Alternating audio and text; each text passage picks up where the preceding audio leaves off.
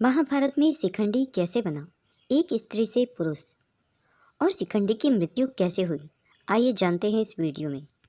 नमस्ते दोस्तों, स्वागत है आपका हमारे चैनल में। महाभारत के प्रसिद्ध पात्र शिखंडी का जीवन एक महिला से पुरुष बनने की यात्रा का प्रतीक है, जिसे उन्होंने कौरवों और पांडवों के बीच धर्म युद्ध में निर्णायक भूमिका निभाने के लिए अपनाया। कथा के अनुसार शिखंडी सिर्फ कुछ आयु तक ही स्त्री शरीर में रहे और फिर वो पूरी तरह से पुरुष हो गए थे। दोस्तों, इस वीडियो में हम जानेंगे शिखंडी के जीवन का रहस्य और उनके स्त्री से पुरुष बनने की कहानी। महाभारत में भीष्म को मारना नामुमकिन था, लेकिन केवल शिखंडी ही था जिसके कारण पांडव भीष्म पितामह को युद्ध भूमि में परास्त कर पाए। भीष्म किसी भी स्त्री पर हथियार नहीं उठाते और शिखंडी ने इसी बात का फायदा उठाया था। महाभारत में शिखंडी का चरित्र बेहद ही दिलचस्प और रहस्यमय था। हर किसी के मन में ये सवाल जरूर आता है कि शिखंडी ने ऐसा क्या किया कि उसे स्त्री और पुरुष दोनों बनकर जीना पड़ा। इसे समझने के लिए शिखंडी के पूर्व जन्म की कथा को जानते हैं। इस कथा के अनुसार शिखंडी पूर्व जन्म में अम्बा था। वह काशी नरेश की 3 पुत्रियों अम्बा, अंबिका और अम्बालिका में सबसे बड़ी थी। अम्बा ने स्वयंवर के लिए राजकुमार सल्व को चुना था, लेकिन भीष्म ने अम्बा और उनकी बहनों का बलपूर्वक अपहरण कर लिया और हस्तिनापुर के राजा विचित्रवीर्य के लिए ले गए। अम्बा ने जब भीष्म को साल्व को वर रूप में चुनने के लिए बताया तो भीष्म ने उन्हें साल्व के पास जाने की अनुमति दी, लेकिन साल्व ने यह कहकर अम्बा को ठुकरा दिया कि वह अब भीष्म के द्वारा जीती गई है। इस घटना से अम्बा ने खुद को अपमानित और असहाय महसूस किया। अम्बा लौटकर दोबारा विचित्रवीर्य के पास आई, परंतु उन्होंने भी अम्बा को स्वीकार नहीं किया, क्योंकि उनका कहना था कि दिया गया उपहार वापस नहीं लिया जा सकता। उसके बाद अम्बा भीष्म के पास गई और उनके सामने विनती की कि चूंकि उन्होंने उसका हरण किया है, इसलिए वह उससे विवाह कर लें। भीष्म ने कहा कि उन्होंने ब्रह्मचर्य का व्रत लिया हुआ है, इसलिए वह उसके इस अनुरोध को स्वीकार नहीं कर सकते। उन्होंने अम्बा से कहा, तुम अपने पिता के घर वापस लौट जाओ या इस महल में एक दासी बनकर रहो।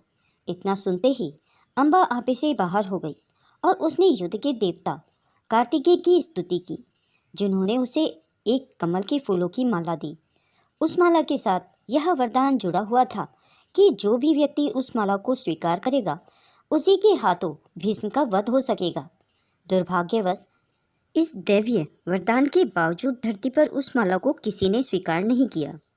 जब 5 साल के शक्तिशाली नरेश द्रुपद ने भी अम्बा की ओर से मुंह मोड़ लिया, तो निराश होकर अम्बा ने वह माला फेंक दी और वह माला द्रुपद के महल के एक स्तंभ पर जा गिरी और उसी पर लटक गई।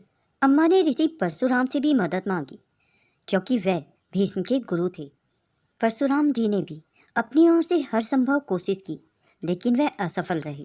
उन्होंने अम्बा से कहा, भीष्म को ब्रह्मचर्य के व्रत से यह शक्ति प्राप्त है कि वे अपनी मृत्यु का समय स्वयं निश्चित कर सकते हैं, इसलिए मैं उन्हें हराने में असमर्थ हूँ। हताश होकर अम्बा ने भगवान शिव का आवाहन किया, जो कि संहारक माने जाते हैं। अम्बा की कठोर तपस्या से प्रसन्न होकर शिव प्रकट हुए और उसे वर देते हुए संकेत में बताया कि वह भीष्म की मौत का कारण बनेगी, लेकिन इस जन्म में नहीं, बल्कि अगले जन्म में। जल्दी में दूसरा जन्म लेने के लिए अम्बा ने अग्नि में छलांग लगाकर अपने जीवन लीला को समाप्त कर दिया। अगले जन्म में अम्बा ने राजा ध्रुपद की पुत्री के रूप में जन्म लिया, लेकिन ध्रुपद को पुत्र की चाह थी और शिव ने उन्हें ऐसा वर भी दिया था कि ध्रुपद आश्वस्त थे कि भगवान शिव का वचन कभी झूठा नहीं हो सकता।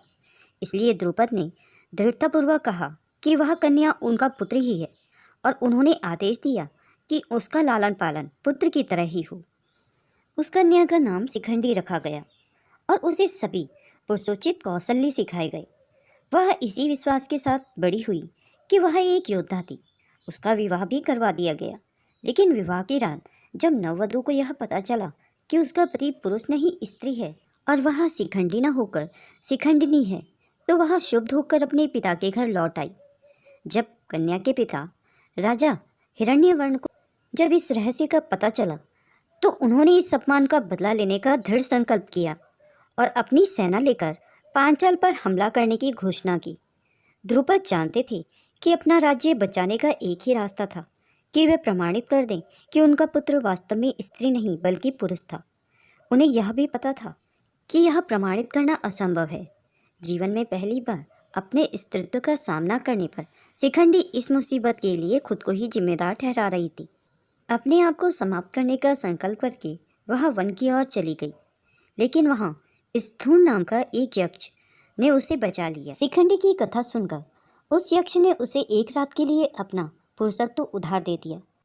जब राजा हिरण्यवर्ण को यह संतोष हो गया कि शिखंडी एक पुरुष है, तो उसे अपनी भूल पर बड़ा ही पश्चाताप हुआ और उसने राजा ध्रुपद से क्षमा मांगी और अपनी कन्या को वापस भिजवा दिया।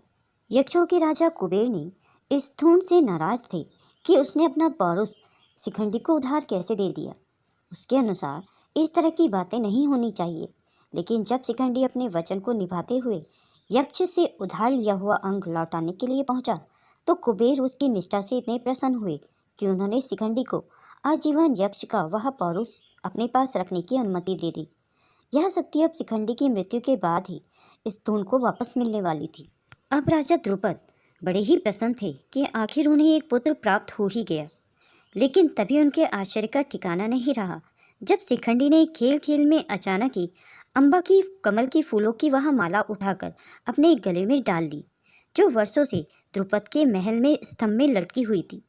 यह तो भीष्म को मारेगा। राजा ध्रुपद को यह विश्वास हो गया कि यह अम्बा है, जो कि भीष्म से अपना प्रतिशोध का बदला लेने के लिए शिखंडी के रूप में जन्मी है। जब महाभारत युद्ध में भीष्म पितामह के सामने शिखंडी आया, तो भीष्म उस पर हथियार नहीं उठा सके, क्योंकि शिखंडी पहले एक स्त्री था। अब बात आती है कि आखिर शिखंडी का वध किसने किया। तो महाभारत युद्ध के अंत में जब भीष्म सेन ने दुर्योधन की जांघ पर गदा का प्रहार कर उसे तोड़ दिया, उसी रात में कृतवर्मा कृपाचार्य ने अश्वत्थामा के सेनापति के आदेशानुसार पांडवों के शिविर में आक्रमण किया। श्री कृष्ण के सलाह के अनुसार पांडव उस रात शिविर में नहीं सोए थे। विजय की रात जब सभी सैनिक सोए हुए थे, तो द्रोण के पुत्र अश्वत्थामा ने पांडवों के शिविर पर आक्रमण कर दिया। अचानक हुए इस हमले में सभी मारे गए। द्रौपदी के पुत्रों का सिर धड़ से अलग कर दिया गया। द्रौपदी के जुड़वा भाई धृष्टद्युम्न को गला घोंटकर मार दिया गया और उसके बड़े भाई शिखंडी को अश्वत्थामा ने रात में शिव प्रदत्त तलवार से मौत के घाट उतार दिया। दोस्तों, अगर यह वीडियो आपको पसंद आई हो तो इसे लाइक और शेयर करना ना भूलें। अगर आप मेरे चैनल में नए हैं और ऐसे ही महाभारत के रोचक प्रसंग और रामायण की पौराणिक कथाएं सुनना पसंद करते हैं, तो मेरे चैनल को सब्सक्राइब करें। वीडियो को अंत तक देखने के लिए आप सभी का बहुत बहुत धन्यवाद।